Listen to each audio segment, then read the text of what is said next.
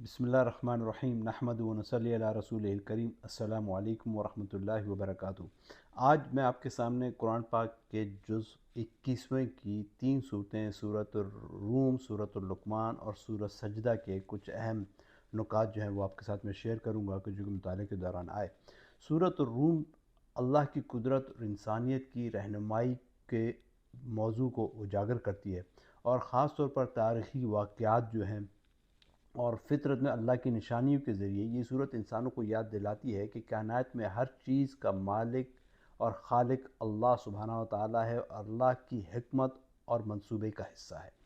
اس میں سب سے پہلی جو 3 اور 4 آیتیں ہیں جو کہ الف لام میم اور پھر غلبت الروم، اہل روم مغلوب ہو گئے، وہ اللہ سبحانہ کی طرف سے ایک پیشن گوئی ہے۔ بتایا گیا ہے کہ رومن جو ہیں وہ مغلوب ہو جائیں گے، اہل فارس جو ہے وہ غالب آ گئے تھے، اور اس کے بعد اللہ سبحانہ تعالیٰ آیت نمبر 3 میں بتا رہا ہے کہ عنقریب دوبارہ وہ غالب آ جائیں گے۔ تو اسی طرح ہی ہوا، اور کیونکہ پہلے رومن تھے، ان کے پھر مجوسی جو کہ اہل فارس وہ غالب آ گئے، پھر بعد میں رومن جو ہیں پھر وہ غالب آ گئے۔ اور ابن عباس اور مسلمانوں کا جو یہاں پر یہ مسلمانوں کو پہلے ہی بتا دیا گیا، کیونکہ پہلے سمجھ میں نہیں آتا تھا کہ روم جیسی طاقت اور فارس جیسی طاقتیں یہ بھی کبھی مغلوب ہو سکتی ہیں۔ تو یہاں پر قرآن پاک نے پہلی پیشن گوئی کر دی کہ جو ہے رومنز جو ہیں وہ مغلوب ہو جائیں گے۔ اب اس کے اندر جو ہے اور اس کے بعد جو ہے ابن عباس اور ابو سعید خدری رضی اللہ عنہ اور سفیان ثوری کا بیان ہے کہ یہ جو رومنز امپائر، جو رومنز جو دوبارہ غالب آئے، اور جنگ بدر یہ ایک ہی وقت میں تھا، اور مسلمانوں کا رجحان جو ہے وہ رومنز عیسائیوں کی طرف زیادہ تھا۔ اس کی وجہ یہ ہے کہ مجوسی جو ہے اہل فارس جو تھے وہ آگ پرست بھی تھے، اور یہود جو تھے وہ حضرت عیسیٰ علیہ السلام کا انکار کرتے تھے۔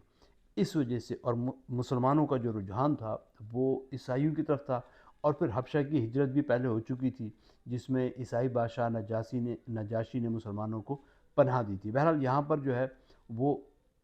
پیشن گوئی کا ذکر ہے کہ جو قرآن پاک میں اللہ سبحانہ و تعالیٰ نے پہلے ہی بتا دی تھی کہ کس طرح کسی رومن جو ہے مغلوب ہوں گے، پھر دوبارہ وہ غالب آئیں گے۔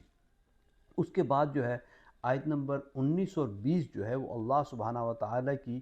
قدرت کو بتاتا ہے کہ کس طریقے سے یخرج الحی من المیت و یخرج المیت من الحی،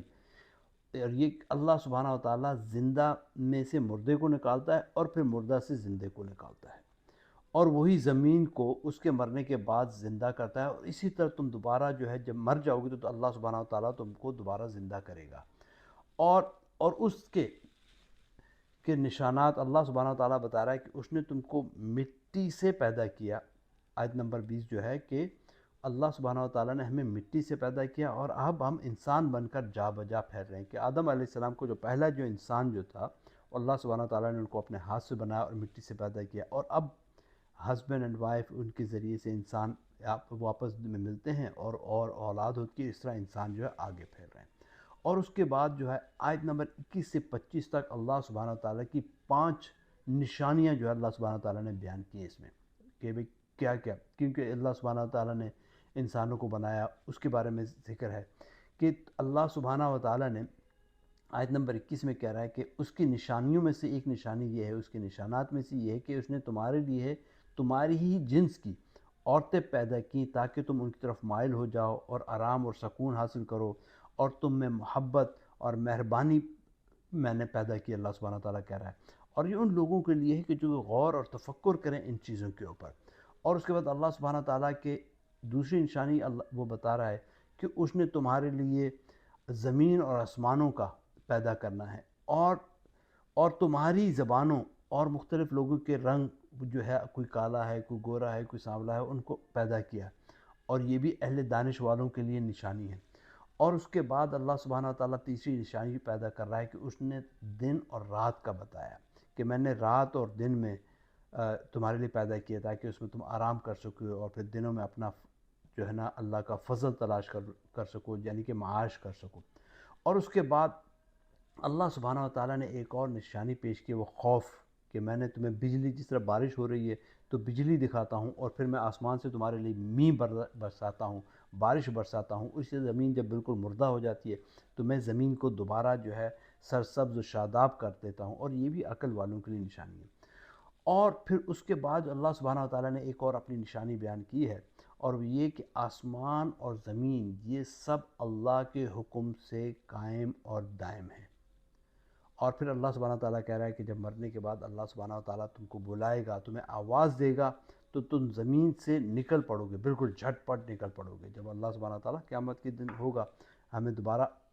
قیامت جب قائم ہوگی تو اللہ کے اذن سے ہم دوبارہ زندہ ہو جائیں گے۔ اور اس کے بعد پھر سورہ لقمان شروع ہو جاتی ہے۔ سورہ لقمان میں والدین کے ساتھ حسن و سلوک اور اللہ کے سامنے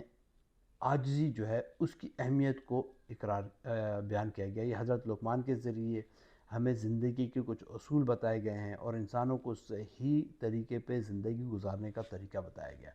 اس میں سب سے پہلے جو ہے آیت نمبر 12 اور 13 جو ہے اس میں حکمت کی عظمت اور لقمان علیہ السلام کی اپنے بیٹے کی نصیحت ہے۔ اور اللہ سبحانہ تعالیٰ کہہ رہا ہے کہ ہم نے لقمان علیہ السلام کو دانش، حکمت بخشی، خدا کا شکر ادا کرو، اور جو شخص خدا کا شکر ادا کرتا ہے تو اپنے ہی فائدے کے لیے شکر ادا کر رہا ہے، اور جو ناشکری کرتا ہے تو خدا بھی اس سے بے پرواہ ہے، اور وہ اس کو وہ سزاوار سزا دے گا۔ تو ہمیں ہر حال میں جو ہے اللہ سبحانہ تعالیٰ کا شکر ادا کرنا چاہیے کہ اللہ نے بے شمار ہمیں نعمتیں دی ہیں، ہر نعمت کا، کچھ نعمتوں ہم تو ان نعمتوں کو کاؤنٹ بھی نہیں کر سکتے۔ اور پھر اس کے بعد جو دوسری نصیحت جو حضرت لقمان علیہ السلام نے اپنے بیٹے کو کی، وہ بہت ہی زیادہ اہم نصیحت ہے، اور وہ نصیحت یہ ہے کہ اس نصیحت کو ہم مختلف پیرایوں میں پہلے بھی بیان کر چکے ہیں۔ وہ یہ ہے کہ خدا کے ساتھ شرک نہ کرنا۔ شرک تو کرنے والا بہت ہی بڑا ظالم ہے، اور بہت ہی بڑا ظلم ہے شرک کرنا۔ آج کل ہم لوگوں نے پیروں فقیروں کو ان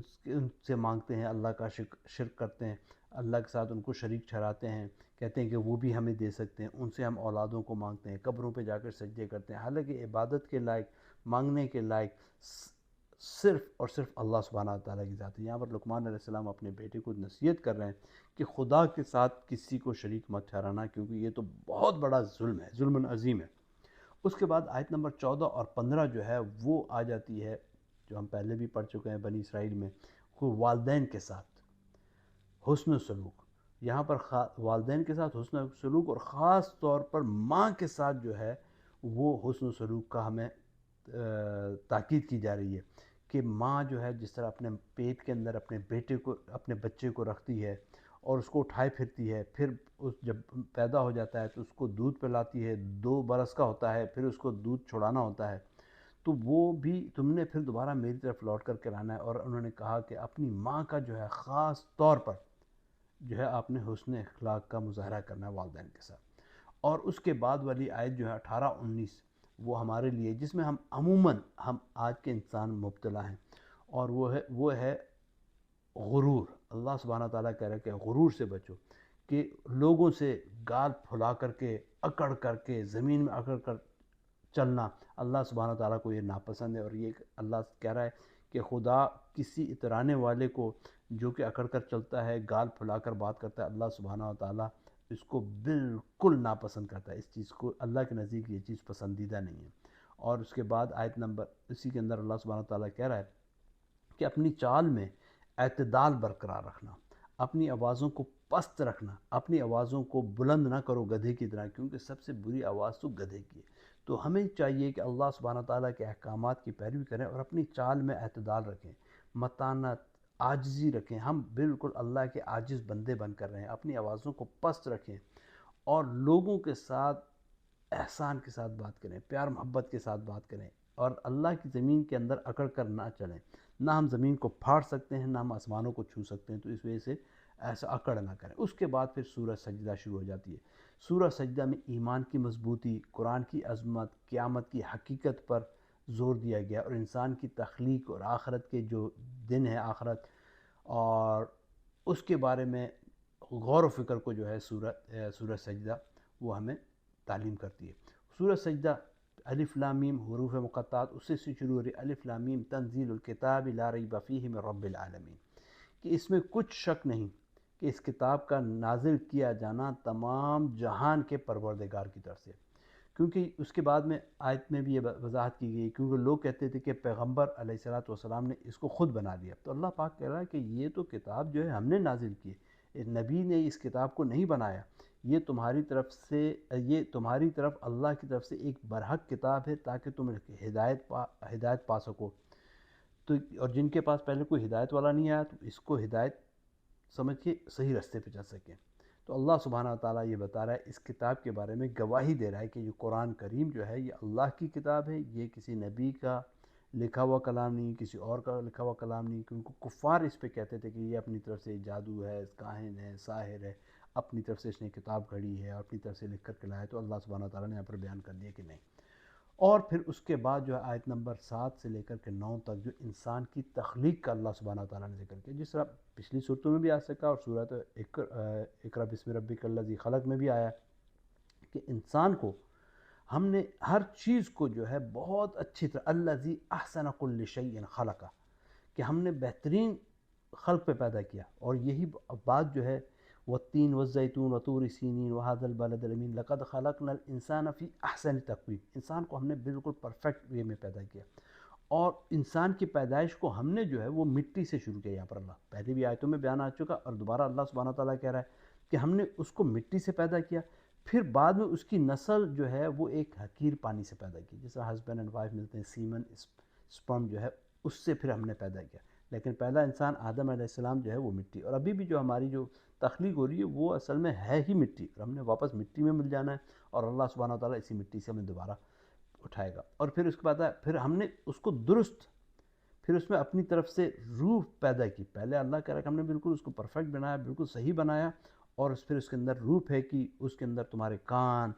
آنکھیں، دل بنائے، مگر تم لوگ بہت ہی کم جو ہے وہ شکر ادا کرتے ہو، بہت ہی ناشکر. اللہ سبحانہ تعالیٰ کہہ رہا ہے. تو یہاں پر اللہ سبحانہ تعالیٰ نے پوری ہماری ہیومن اناٹمی بتا دی اور ہمارا اصل بھی بتا دیا مٹی سے، اور اس کے بعد کس طرح ہم ایک نطفے سے اور ایک قطرے سے پیدا ہوتے ہیں اور بڑھتے ہیں، پلتے ہیں، کس طرح آنکھیں، دل اور یہ سب چیزیں پیدا ہوتی ہیں اللہ سبحانہ. اور اس کے بعد جو اللہ سبحانہ تعالیٰ نے موت اور حیات کی حقیقت اور آخرت کی زندگی کو بیان کیا کہ کہہ دو کہ